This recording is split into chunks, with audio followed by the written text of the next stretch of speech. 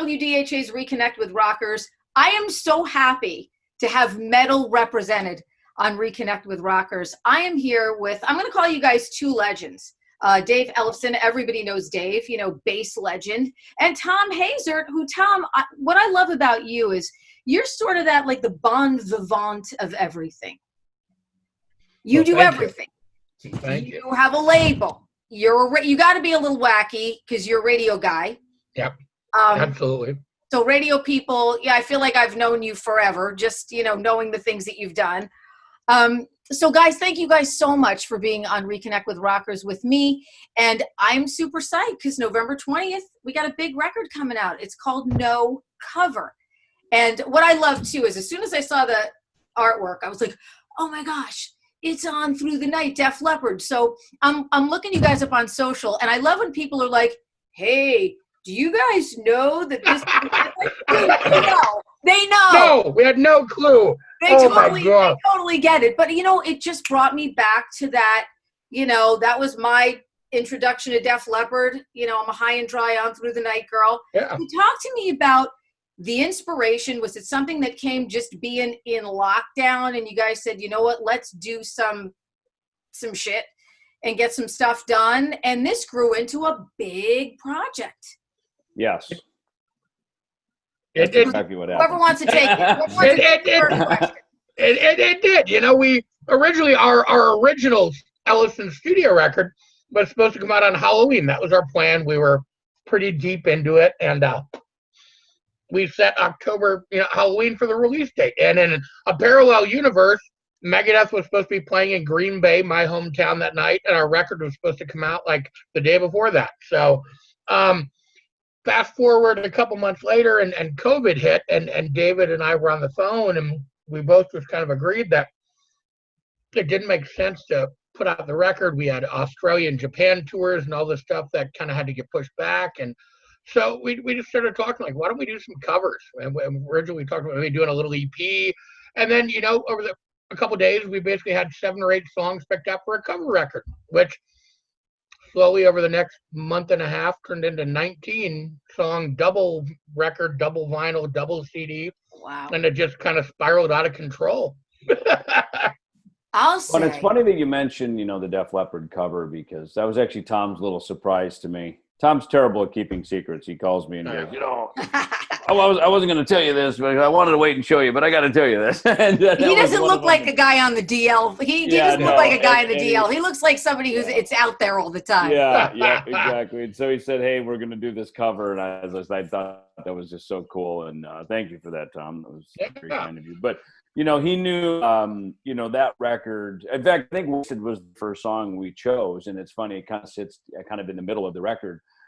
And that set the tone for the record too, because we didn't go after the kind of obvious greatest hits thing.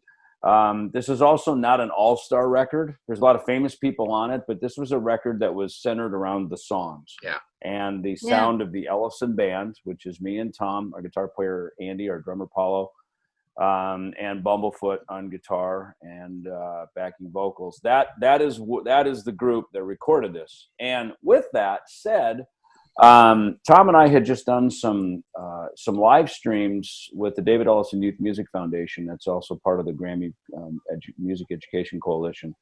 And those live streams back in April and May really connected our community. And so everybody was kind of already on speed dial. So as we were putting these songs together, you know, we thought, you know, I really wanted to hear a female vocal on Queen's Sheer Heart Attack, because now that we've seen the Queen movie, we know how Freddie Mercury drove everybody crazy trying to get that perfect vocal.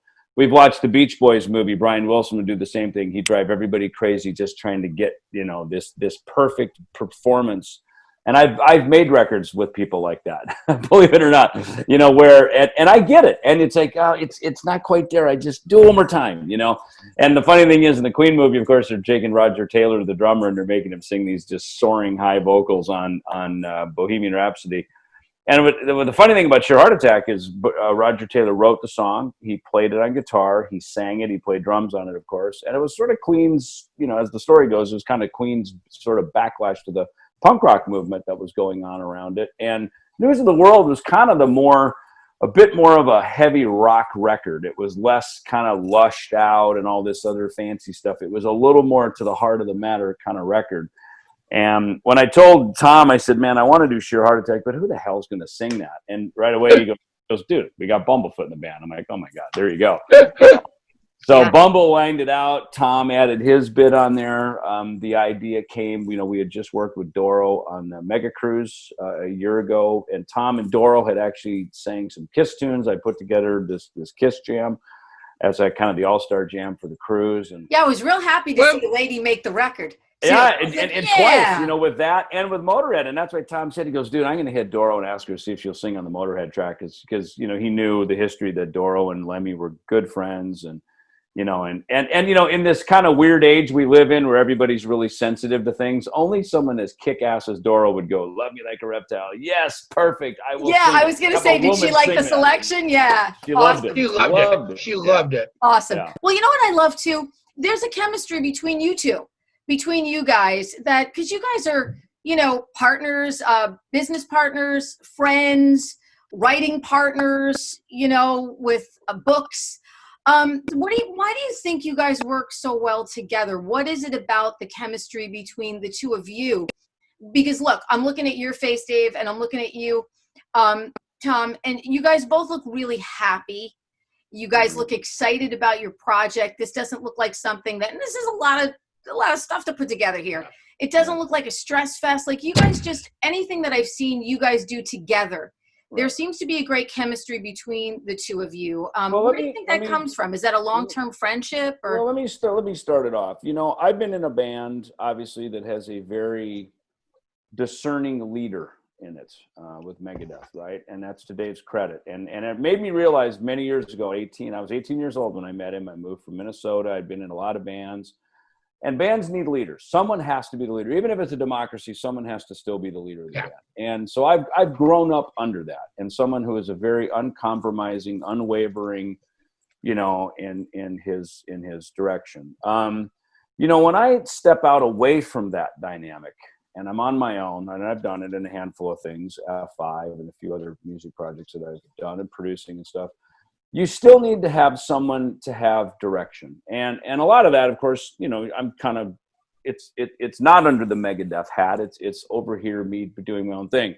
I think where Tom and I had the real kinship and friendship connection was about 5 years ago. I was producing some stuff and calling labels to put it out. I'd started this little imprint, DMP, as a pass-through through a different record label.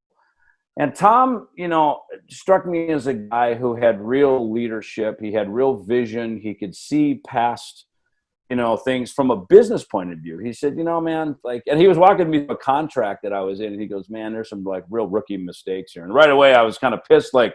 How could I, after all these years, after all the contracts I've signed, make rookie mistakes? But he was right, because that was an area of the business that I was not as skilled in. I've been a performer. I've been a recording artist. I've been a songwriter. And Tom had it's funny, I felt comfortable with Tom as being my pit bull. Not going to lie, to just call it what it is, because, I have a certain style about me. I have a personality about me, and it's not a bombastic, confrontational, come at you all guns blazing personality.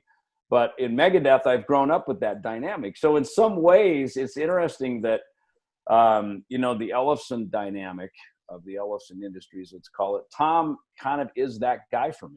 He's that replacement, and I need that. I'm not gonna lie, I need it. Otherwise, it's too easy to just sort of get steamrolled over.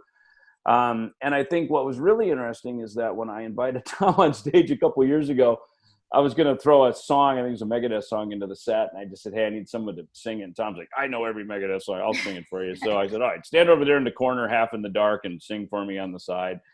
Because at that point, it was just kind of my own show, and I was sort of the centerpiece of it. And it was really fun, and the fans liked it, and Tom had fun with it. So we just, tomorrow we'll throw 2 more songs in. And suddenly Tom kind of moved to the center of the stage and became, more a partner with me on the stage as much as he was a partner with me off the stage. And I think just over the years that, last few years that's happened. And as much as Tom's been largely behind the scenes running these companies that we put together, what you're seeing now in a musical collaboration with the Ellefson band, the No Cover record, is you're seeing two guys come together on a real musical collaboration. And I think number one, first and foremost for me and Tom, music is about having fun. That is our fun spot. That's the place we go to. I hate when I hear people say, I have to go to work and play music. Yeah. It's like, wait a minute. I thought you said you're playing music. Why are you working at playing music? Right. Play is not supposed to be work.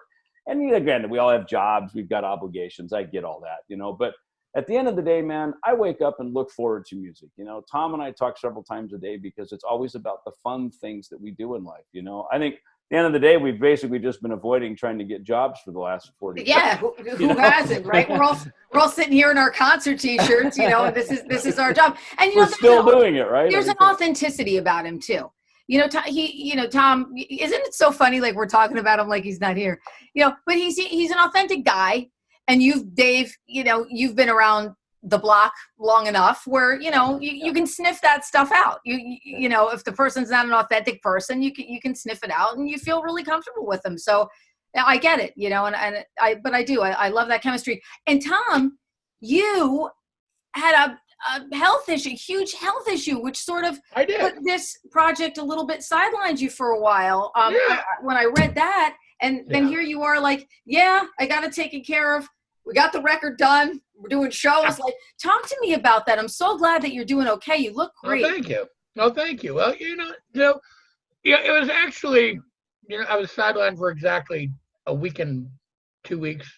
Believe it or not, as crazy as that was, I had a cardiac arrest. My heart just stopped, and it was stopped for a pretty significant period of time. They revived me, obviously, and now I'm a zombie. But like 2 weeks later, I was back in the studio finishing this record. I was out for a week. I woke up in the hospital, and I didn't even tell anybody yet. I hadn't announced it. I texted Bumblefoot, and I said, how ironic is it that a week ago I was singing Sheer Heart Attack, and I just had one. That was the first. It's life imitating art, man. It was, man. It was funny. And he called me. But yeah, like 2 weeks later, I was in the studio finishing this record. It was just, I woke up and I was doing mixes. I mean, to me, this was just, it's such a blessing to be able to, again, I keep saying I'm kind of in the bonus round now. It was so awesome to get to finish this record and do all this stuff. And, I think to speak to the dynamic of me and David, I think, look, I grew up a huge Megadeth fan, and I have the deepest admiration and understanding for where he comes from musically, professionally, as a person. But I also had my own history and had done stuff where, it's not like I feel like a second fiddle. You know what I mean? It's like I have my own legacy and my own history. Obviously, his is just on this grand scale that's amazing, but I understand that. And I think that's part of our dynamic that makes it so cool is it's like, a lot of people, when they work with somebody like David, they're just trying to slide into his shadow and ride his coattails. It's like, look, I got my own damn coattails. You know what I mean? It's like, I just, we just instantly had a connection, and that connection started expanding and growing and branching out into different areas. And it's like, I've sang my whole life, and it took the bass player of my favorite band since I was 12 years old to go, hey, be in a band with me to actually do it, because I never wanted to do it. I was a manager and a label guy and an agent and a radio guy and a writer. And, I just never really, he's the guy. Yeah. He's the guy. He's doing everything. But now somehow I'm a singer, but I never, I was singing bands when I was younger and produced stuff. But then I got into the business. I just realized, hey, all the money's on this side of the business. Little did I know that. But that's what makes it work, though. That's why David trusts you, because what you bring to the table. Well, and that's why the combination is so great. You want to be really poor? Come and sing in a band with me. Exactly. Well, I was already really poor, so it's like, hey, I couldn't get any more poor. So. Oh my gosh. I want to talk about some of the tracks too. Please. I love that you guys put on like a BTO track. Yeah. Like I love that you include it's funny. Fast Way, Say What You Will. So I'm 55. So when I was born in 1964. I missed the Beatles. By the way, this is not actually a Beatles shirt. It's a Beatles museum of their equipment that a guy I got invited. I got to meet Pete Best, the drummer, unfortunately, who was outed from the band before, and then they bring Ringo in, and they're the Beatles we know. So I got to meet Pete Best. I was doing Tom and I created a platform called Bass Story, kind of a solo, platform for me to go out and do some touring. And so I meet Pete in Paraguay, and the next day I get invited over to this guy's. He's got this museum, and he has bought exact replicas of every piece of equipment ever used on a Beatles stage, from the Cavern Club to the Hamburg years, to the Ed Sullivan Show, the Abbey Road Studios. And so I had to get the t-shirt. I mean, it was just amazing. I mean, I'm kind of a gearhead, you know. Yeah, but you had to. I digress. So at age 10, you know, the BTO Not Fragile record comes out. And of course, the big hit song was You Ain't Seen Nothing Yet. Right before that, previous record, Taking Care of Business had come off of that, plus Let It Ride. And so I'm riding the school bus, and, you know, I'm 10 years old, riding the school bus in Jackson, Minnesota. And our bus driver happens to be listening to WLS AM over out of Chicago. And that was really where I got my musical education. My best education happened the hour before school, when I was riding the school bus, where I got to hear Styx, BTO, Sweet, you know, a lot of the stuff that we put on this record was stuff I heard when I was 10 years old, you know, and it inspired me to pick up the bass. And that Not Fragile record was the first album I ever owned. We had a hired hand who worked on our farm growing up, who had an 8-track. I would intentionally ride to the tractor with him just so I could listen to that 8-track when he was like plowing the fields, right? Yeah. So that album just is ingrained in me. And it's funny because I told Tom about this song. I said, look, I just don't expect you to know this song, because this is quite a ways before you. And it's funny, Tom now is like, dude, I think it's my favorite song on the record. And I think we were going to put it in the set in a couple of weeks when we go tour through the Midwest. Yeah, I love the track listing. Like, I love Fast Way, Say What You Will.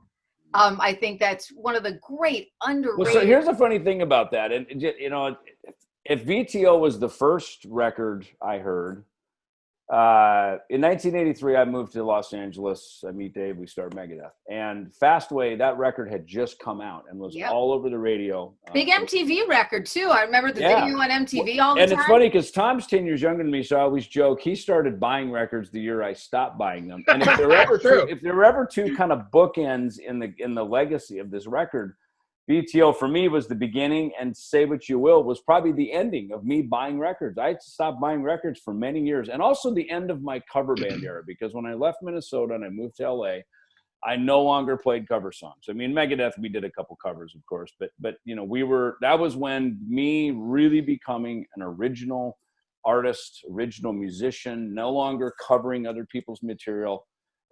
It's basically taking everything, you know, most of what you hear on No Cover, all those years of experience, the first 8 years before that, and now I'm in LA, and now the gauntlet drops, and it's my turn up to bat in this band Megadeth, and it was time to shine. So in a lot of ways, you kind of get to hear what groomed me, and certainly Tom's got his tracks on here that groomed us to be the musicians we are that lead up to this interview, really. Yeah, it seems like a music for like a generation of fans, you know, that grew up listening to, you know, like a deeper AC/DC cut, Wasted. I love the Def Leppard cover is just brilliant. I want to talk about some of the guest vocalists, because Tom, you're the vocalist, you know, and you got some people that are sort of, it's almost like they're kind of interwoven, you know, in the songs, and you can hear, they don't take over, but you can hear. And I love that you picked out one of my new favorite vocalists, and that's Brandon from Crowbot. Yay, Brandon. Brandon's he's such a good dude too. He's so great. And you know whose vocal blew my doors off was Todd Kearns. Oh yeah, he killed that song. From the Conspirators, Slash Smiles from the Conspirators. I had no idea, you know, and I would see him singing backup, you know, when you go to like a Slash show. But what a monster vocal he is. You know, Tim Ripper Owens had introduced me to Todd when he was playing guitar and lead singer of the Sin City Sinners over in Las Vegas. So I went over, and I just live here in Scottsdale, so I'm pretty close. So I flew over and we did a little jam. This was probably 2009, something like that. And then last year, Frank Bello from Anthrax and we have another group called Altitudes and Attitude that we put a record out, and Slash came through town, and I went in, I called in the favor. I brought him a bag of coffee, which is my way in the door, right? Hey, here's some coffee. Hey, by the way, can you please take us on tour? That worked. It must be good coffee. Yeah, and Slash is such a sweet guy. And it's funny because he said, as I was leaving, he goes, hey, I gave him a CD, and he goes, hey, by the way, are there any vocals on this? Because, he probably thinks two thrash metal bass players. He probably thinks it's like instrumental Big Bottom or something. And it's funny, we have a good friend, Christopher Bush, who's in our wheelhouse of, helps us with some trademark stuff. And he happened to see Slash in Texas, like, I don't know, a couple of days later, and he played him me and Frank's record. And he was like, wow, this is Ellefson and Bello. Wow, this is cool. So long story short, we end up on tour with him for a couple of weeks over in Europe. And we brought Todd out. Todd's a big Kiss fan, so we would bring Todd out at the end, and he'd come out and sing a couple Kiss songs with me and Frank in our set. So it was fun just to reconnect with him, and it's just funny. Andrew Freeman lives, last in line vocalist. He lives over in Vegas. Todd lives over in Vegas, so it's kind of like we got these little connections, and Todd's a wonderful guy, and like Bumblefoot, a guy who can sing pretty much anything. And I said, hey, listen, we got this sweet song. I said, it's very particular vocal, obviously, a lot of layered harmonies, because Sweet and Styx and these guys, they were bands that had these incredible male vocalists, but stacked these incredible harmonies. I guess Queen as well, of course. Oh yeah. And that's something that me as a young kid, again, when I was a young kid, there was like on TV, there was like Hee Haw and the Sonny and Cher show, or Donnie and Marie. And then all of a sudden I hear this hard rock on the radio with, men singing, and it's robust and it's manly, but yet they're layering these harmonies and these twin guitar, things. And it's just such a, the 70s to me was just this really next level development of hard rock music and of guitar playing and I'm a child of the 70s, and I always think of how lucky was I, I would come home from school, and I was always a hard rock person, but we'd come home from school, and you had such a plethora of amazing things to listen to, whether it was even more pop oriented, like some of the Sweet stuff was, or you could be listening to, a Rush record or a Maiden record. And I don't know, maybe I just sound maybe I'm dating myself. We're like, oh, the kids today, These kids today don't understand. But we were so fortunate, look, I'm from Jersey. So if I wanted to hear, singer-songwriter stuff, I'd put on a Springsteen record. But we just had we could run the gamut of just so much. And that's what the 70s was all about. And I think I feel the same way as you do. It really shaped me for being a music lover and wanting to be a person who every day of my life played music. I don't play instruments, but I play in the studio. People listen to the singer, and Thom has a very discerning style to his vocals. If we really need to push through a wall of guitars, we got Thom. He can get right through it. And what I thought was really clever how it panned out on this record. And a lot of when you're making records are just little small decisions you make as you're going. And Thom and I are the producers of the record. And so you kind of just make this up as you go along. And, Charlie Benanti had actually recommended Brandon from Crowbot. Yeah. He said, hey, how about Brandon come in and sing on something? And then I called Jimmy DeGrasso to play on the Nailed to the Gun track, because he had actually played on it about 12 years ago. When I had my little band F5, he played on it. And he said, hey, Andrew Freeman's a buddy, and he'd love to sing on that song. And, and Thom already had the vocal done. And he said, look, we'll pepper him in there and kind of add the flavor to it. Because the big spirit of this thing, once we were into it and we were recording, there are a couple of things. First of all, this record is, it's about the songs. And the songs are bigger than the guests. And it's bigger than anything, And so we really, when we were mixing it, we kind of had a three-headed dragon here. One, it needed to sound like the Ellefson band, which we'd really established a sound already. Number two, this really has to honor these songs, because these songs are timeless. And then as the guests came in, we need to honor that these guests are professionals, and they have, Mark Slaughter and, people they have their place in this thing, and they need to be heard and respected for their craft. But above all else, the song is bigger than all of us. You know what I mean? And I think that was really, I think really at the end of the day, when we were mixing this, is like this, these songs, have been around before any of us. And they're really true to form. They're really, and they'll be around after we're gone. You know what I mean? So, so to cover the song, this wasn't about, lots of times it's funny.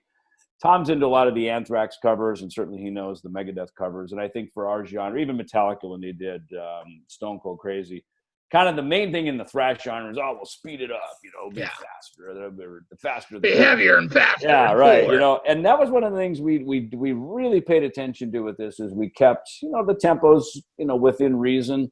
We didn't tune our guitars down and be all Cookie Monster death metal. We wanted these songs to remain. Quite honestly, in my mind, I was thinking, like, if BTO went in the studio today in 2020 with the technology and amplifiers we have now, this is what they would sound like, right? Yeah. If Judas Priest recut Free Will Burning with Andy Sneap producing right now, this is what it would sound like. That was kind of my mindset going into this record. Yeah. Yeah, and speaking kind of to the singers on it, I mean, look, the funny thing was, the guest stuff, it kind of started with, with Todd. Like, I think Andy did some background vocals on Fight, and the Sweet Song, I was just like, man, this is a little out of my range. This is a little crazy. So he talked to Todd, and I was going to sing some background vocals on it. And even, Over the Mountain, I was going to sing that, and then I was going to sing it with Andrew, and then that was one of the last ones when I had my heart issue. And I came out of that. I just didn't have time. So I'm like, I'll just let Andrew do that. Riff Raff, I actually sang it, and I love Dangerous Toys. I love Jason McMaster. He'd already sang on Free Will Burnin'. Because, again, he has a perfect – he sings in, like, Judas Priest cover band. He has, like, the perfect high Halford, thing. So I originally asked him to sing with me on the Priest song. And his two things are, he can sound exactly like Bon Scott. I mean, he is Bon Scott. I mean, listen to Dangerous Toys. I mean, it was AC/DC, but you know what I mean? But so I actually had sang Riff Raff, and he sang it. It was so dope. I'm like, look, I'm going to just let Jason sing Riff Raff, Over the Mountain. I'm like, look, screw it. Let Andrew sing it, So again, it kind of was, and some of the stuff, like Say What You Will, is me and Mark Slaughter sing it together. We kind of trade verses. Same with me and Doro on, Love Me Like a Reptile, and, me and Al Jorgensen on Off Peter Zane, which was awesome. Yeah. But it was just this progressive process of, hey, this guy would be awesome in this part. And me and David have a big Rolodex, and we just kept hitting up our friends, and they said, yeah. And I mean, there's so many guests on this record. We did Fight and Satchel from Steel Panther, who is also previously known as Russ Parrish, and actually played guitar in Fight on that record, played on that. And Frank from Tesla played on Wasted. Eddie Ojeda from Twisted Sister actually played on Tear It Loose. I mean, I basically got to make a record with every one of my idols for my entire life. You know what I mean? And that guitar part, by the way, on Wasted, was awesome. Amazing. Absolutely amazing. I'm looking at and I'm like, oh my God, this is so good. So incredibly good. And I think it's just a perfect pairing. I think your vocals, guest vocals, just everything just fit together. It was almost like everything kind of aligned for you guys. Yeah, we'll put the heart attack out of the equation.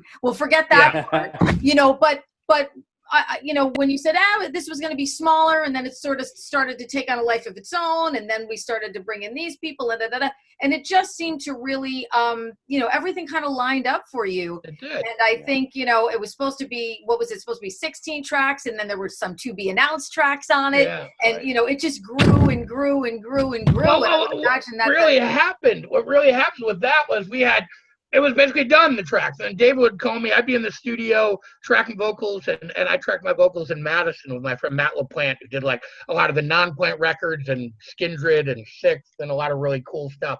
And but he, so I was there, and David would call me, 11 o'clock at night, like, hey, what we should do? We should do Love Hurts. And then our guitar player, the next morning, our guitar player Andy would have a skeleton of the song for me to sing over. And we just kept little things, and like a lot of it was dictated by, a lot of this record kind of speaks to me, to the era of David's history before Megadeth, when and how he grew up playing in cover bands in Minnesota, and a lot of these songs were the bands that he played then, and some of it, like Wasp, and some of these things were, again, things that I was really kind of more into, the more modern stuff. That's this cool kind of combination.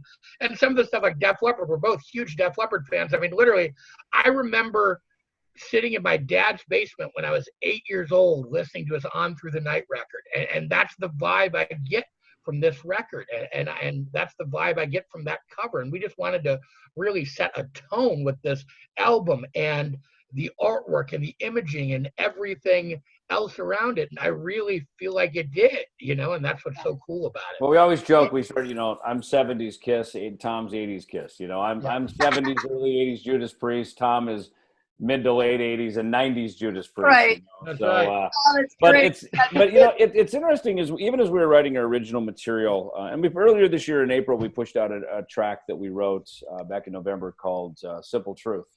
And then we pushed out a cover of a Post Malone song called Over Now. And I think those two songs, we pushed those out in April and May consecutively. And they, I think, introduced everybody to a real sound of our band, of the Ellefson band, right? That this is now the benchmark. And then this No Cover record, of course, explores that even with some more detail because of the covers and the guests and stuff like that. But, you know, it's interesting with Tom. I grew up in an era where everything is really clean, you know, clean recordings, clean playing. Everything's tuned in standard tunings. It wasn't until we took Alice in Chains out on tour with us. I remember back in the early '90s, and you know, Jerry did the drop tuning thing, and I was like, "Wow, is that even legal? Like, can you do that?" You know, and then you know, a few years later, we take Korn out with us, and I'll never forget when we had them with us, and we walked out, and we watched them play. We're like, "Oh my God, this is so weird. This is either going to break up next month, or this is going to be to change the world and be the biggest thing ever." You know, and as Tom, you know, he told me one time, he said, he goes, the greatest music is always very polarizing. You either love it or you hate it.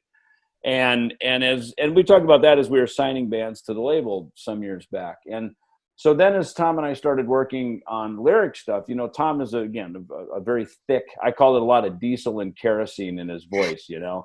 And it's a style. Again, you know, you can change your guitar tone or flip from a Les Paul to a Strat, but your voice is your voice is your voice. I mean, that's kind of your instrument you're born with, and you can obviously develop it. I would always want to hear things clean, and Tom would sing things dirty, and he was educating me. Go, listen, man, you've been in one band a long time, you know, and you've kind of done things a certain way. And you've even taken these bands out on tour with you, but music has changed since then. And there's, you know, people, they do tune different, and there are different vocal styles. And I would always kind of fight with my producer hat. I'm going, why, what is wrong here? I need to fix this. And it's funny. It's just kind of naturally taken its nice course, and having Bumblefoot come in and sing with Tom has added a real, a nice dynamic of that.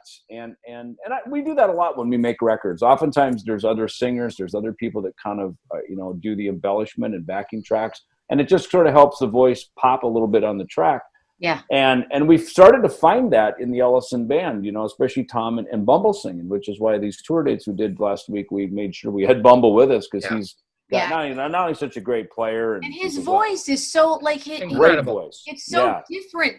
Like he sent me a bunch of tracks, just emailed me a bunch of tracks when he was putting out his covers records, you know, and one was like "Come On Eileen," and then it was "The Trooper." And I'm going, this is you? Yeah. I know it's him. Well, and that's why, you know, it's interesting. Even this last week, you know, now Tom's got his work cut out for him, because he's got 19 new songs to have to sing at some point, as well as original material we're writing. And it was really, I'd say it, you know, I told you this, Tom, even a couple of days ago. I said it was really cool, like the Post Malone song, which, you know, traditionally Posty sings a bit more clean. Tom's got a lot more grit in his voice. And even on stage, it was really nice to hear this record. I've learned my most as a musician and expanded my horizons the most when I've made records, because making records is the best education you will ever have, with your timing, your pitch, your ability to collaborate, and your ability to mold things to sound listenable to an end product. And as we went through this process, there was this other, you know, like Tom always said, he goes, I can't believe all the different styles of bass playing that you're doing. And I said, I know. I don't even really think about it, because I wake up and just dig in and start playing. But he was right. I mean, the different tones and styles and all the different, you know, the different genres of players that I dug into. And I said the same, you know, to you, Tom, that, you know, to go in and have to, you know, you're always going to be you, but to really kind of understand the character and the different, you know, mechanics of how the voice is applied to these different songs, you know, this isn't one album. This is a double album. You know, it's Yeah. 19 songs, so it's really like making a double 19 album. very different songs from very distinct artists. You know what I mean? It's crazy, really. You know. Well, Dave, I always felt that your time that you spent out of Megadeth was time well spent for you. Yeah, I agree. Definitely. You know, I think that was really time well spent for you. I think, you know, as much as you love something sometimes, when you step away and then you step back in, first of all, it becomes richer and better and you enjoy it a little bit more. But, you know, I think you really made great use of your time. You learned different parts of your craft. And like you said, you know, I kept thinking about it this way and kept saying, no, why am I, you know, your mind opened up a lot, I think. And thank you. I appreciate that. In fact, it's interesting because when the group disbanded in 2002, I sat there, part of me just went, oh my God, how am I going to pay my mortgage? I got a family to raise. Sure. You know, there's that side of it. Yet the other side of me felt really free to just like a dog off its leash, ready to just run as far and fast and hard as I could. And it was that because, you know, I had a little group called F5 and these guys were younger than me and they tuned their guitars different. I got hired in by Roadrunner Records to do some writing with a band called Dry Kill Logic, and same thing, different amps, different tones, singing different. And I really felt out of water, like, oh my God, like what have I been like living under a rock? Like people are really doing things differently. And I realized that I didn't have to be them. You know, they called me because I'm who I am, and they wanted some of what I have to rub off on them, that I didn't have to just discard the last 20 years of my professional career, that I was able to bring that in. But it you know, learning business, going to college, running artist relations, playing with different artists. You know, I toured with Ronnie Montrose, and I started, there's a magic word, say yes. You know, I just started saying yes to things. And then after I'd hang up the phone and go, oh my God, how am I ever going to pull this off? Oh my God. Well, I'm committed now. I got to make it work, you know? Yeah. And that's, you know, that same mentality has come through with what Tom and I do. It's like, let's start a coffee company. Okay, great. Then we're like, oh my God. How do we do that? All right.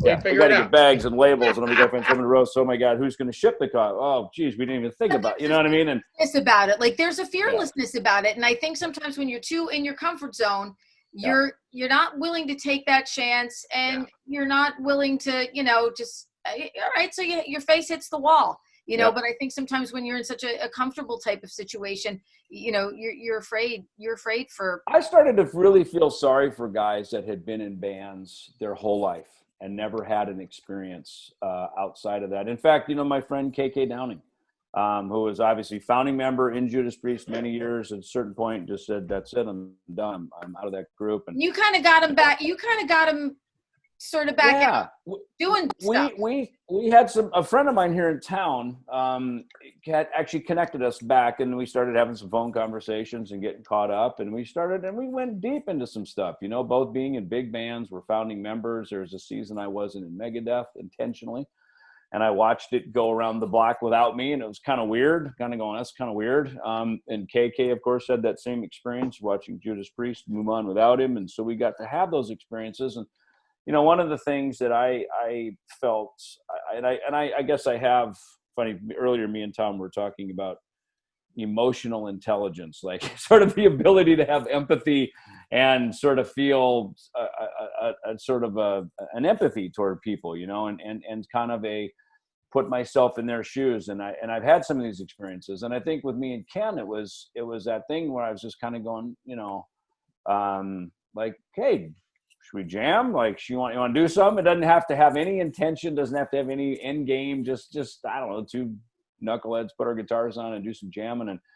And I was so happy because initially when we did that show last year, it was originally just me and Tom were going to go to a book. Actually, I was just going to be me initially doing a book signing. And then I was like, well, shit, you know, the bands, I'm going to do some dates in Italy. I said, Tom, why don't you come over and we'll put the whole band together. So now it was the Ellefson band, and now we're going to do a show. And Ken said, look, maybe I'll jump up at the end and play Breaking Law or something. And then it went from that to like, hey, by the way, if we call Ripper and Les Binks, and we basically put together Judas Priest 2.0.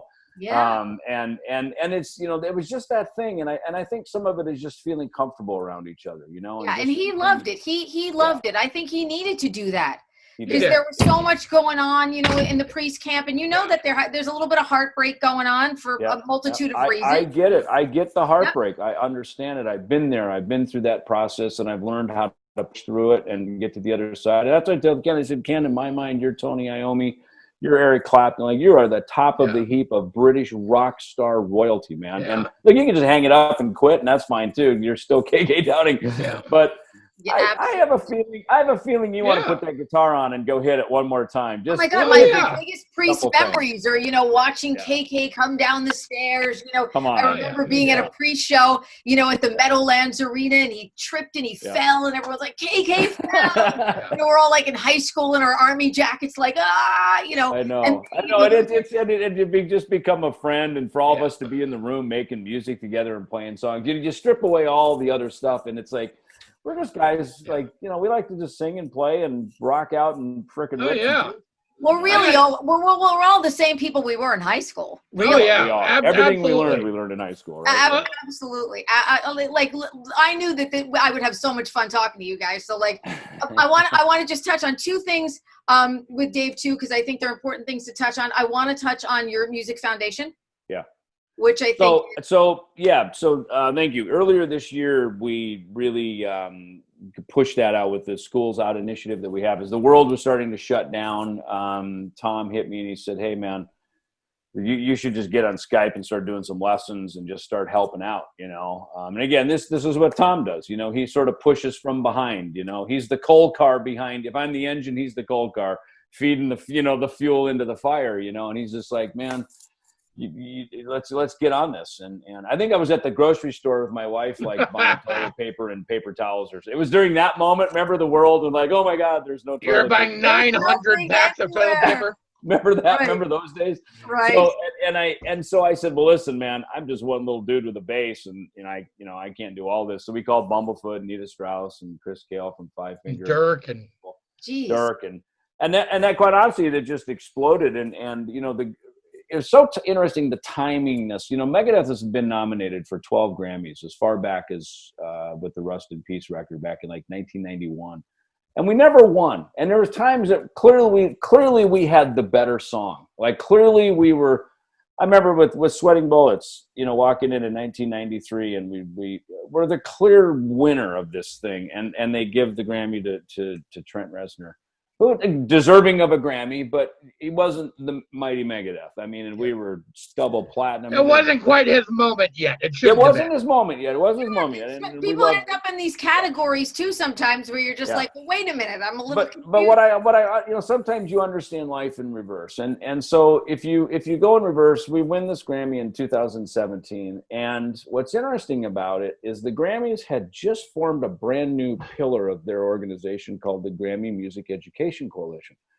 So in 2018, Tom and one of our board members in Jackson, Minnesota, conjured up this little scheme to create David Ellefson Day on October 9th, right? As sort of, and the mayor of Jackson, Minnesota, proclaimed that day forever as my day, which is cool. So I'm like Christopher Columbus and Martin Luther King now. I get to have a day. But I thought that's awesome, and thank you, Tom, for doing that. But my thing is how do we use this as a way to give back to other people? You know, like let me just be let me just be a conduit here. Don't let it stop here. Don't dam up the river. Keep it flowing. And so we put together the foundation, the David Olson Youth Music Foundation. We did our first event in Jackson and donated some equipment to the school there, and we kind of found that the rural areas happen to be a bit of a sweet spot for us, because Tom and I are both Midwest kids. We're small town kids, and I am very much a product of the public education music education system. And so as we rounded the corner into 2020 here, you know, no one saw this pandemic coming. At least a year ago we didn't. And then as it all started to happen, you know, when Tom, you know, we set forth this Schools Out initiative, you know, Cisco stepped in with a huge grant of, you know, a platform of theirs and some hardware for us, so we could start giving equipment and webcams, start giving video conferencing systems. Yeah, and we started doing these web streams, you know, the Osei Can You Stream, and they were one of the first things that we did right as the world was shutting down. And in our community, you know, it doesn't matter how famous we are or how rich everybody thinks we are. When your world is ending and your tour's going away and a year of your life is just disappearing, you know, that is a scary moment. Whether you're in Megadeth, you're Alice Cooper, you're whoever you are, you know, or you're just a sideman musician in a band, because you're watching your whole life just go away, you know, for a year. And those streams that we did really helped connect and bring our community together, like right away. I mean, just pull everybody together. And the Grammys were a big part of helping connect that, push that out. They gave us some huge validation, of course, being united with them. And, you know, then you fast forward, I mean, quite honestly, all these people were fresh in our Rolodex, you know, in our, you know, contacts on our phone. So we started hitting them up to be on No Cover, you know, so it's funny how, you know, again, life, you understand it in reverse, and you look back and go, man, you know, had Megadeth won a Grammy years ago, it would have been great, of course. But the fact that we won it in 2017 leads to the Music Education Coalition, leads to the David Ellefson Youth Foundation, leads to 2020, a year when everybody is in serious need, especially, you know, our industry and musicians need to be pulled together. And somehow the good Lord allowed it to flow through us and through me and Tom, and used just a couple of knuckleheads like us to make it all happen. I mean, that's like a story of a biblical proportion. You know what I mean? When you look at how cool obstacle becoming opportunity. Yeah. And lemonade out of lemons. Yeah. You know, in times of trouble, obstacle becoming opportunity. And I also wanted to ask you guys, what did it feel like to play live? Oh, great. Felt amazing. We hadn't done it in literally. So the last time we played with all of those guys was on the Mega Cruise last year. And then me and David obviously went to Europe and did a little tour over there in November last year. But other than that, I haven't been on stage since November. David obviously did Europe with Megadeth and Five Finger Death Punch in January, but I haven't been on stage in over a year. And I'd had a heart attack in the middle of it. I have a pacemaker now, so I'm not going to lie, I was pretty freaked out. And of course, I got sick like the week before, so I was like loading up on vitamin C and vitamin D. But it was great. And we got on stage, we killed it. It was like riding a bike. And the other weird thing about it is we were playing 80% songs we'd never played live before. And over now, all the No Cover stuff, Simple Truth, none of that we'd ever played live. So it was just like trial by fire of how are we going to do these songs live? Am I even going to be able to sing? What the hell am I going to be able to do on stage? You know what I mean? It's a lot of, you know, there's a lot of questions, more questions than answers. But for me, it was awesome. We got on stage and it was just like riding a bike. I look over and I see David and we start playing Dawn Patrol and we're off to the races, you know? Nice. Guys, I've had such a great time chatting with you. I could go like 3 hours tonight. I mean, because we could just keep talking music, projects. I have to have you guys back on again. Please do. You know, absolutely. Really, it was such a pleasure. I'm a fan of both of yours, and the record is tremendous. And I think it's something that everybody needs right now. I love records like this because I think, you know, it's a record for a generation and a younger generation who can become familiar with these amazing classics, you know, that shaped a generation of musicians like Dave Ellefson and Tom. So thank you guys so very much for being on Reconnect with Rockers. November 20th, just around the corner for No Cover. Worldwide. Grab it, stream it, pick it up. And I definitely want to have you guys back on again. Cool. And the singles Riff Raff and Auf Wiedersehen are out now on all the digital outlets. You can check them out. And November 20th. Yay. Thank you guys so much. Love you. Sorry, my dog's just about to infiltrate. Oh my God. Hi. Dogs are welcome. Hi, buddy. My dog's under the desk. She's lazy. Later, guys. Yeah, bye. Thank you, guys. DHA's Reconnect with Rockers is powered by Advantage Contracting and by Karis Lock Company.